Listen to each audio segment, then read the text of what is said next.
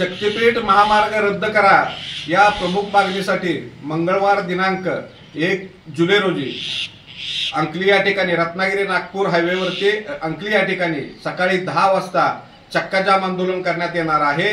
त्याचबरोबर सांगली जिल्ह्यामध्ये आता मोजणीला प्रारंभ झाला असला तरी 7 जुलैपासून तासगाव 7 जुलै ते 7 ऑगस्ट या काळामध्ये तासगाव मिरज या तालुक्यामध्ये मोजणी होणार आहे।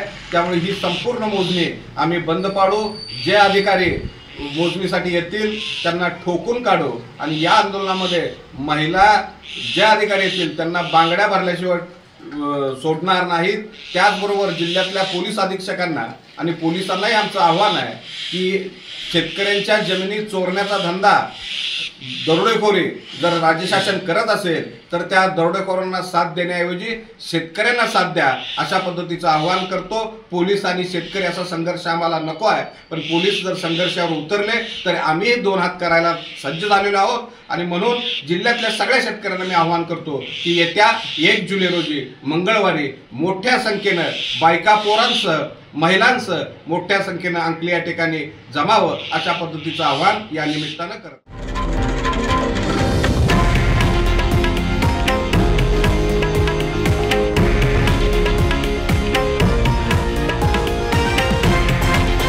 हे आहे देशातील नंबर 1 न्यूज नेटवर्क आणि आपण पाहत आहात TV9 मराठी, एकमेव।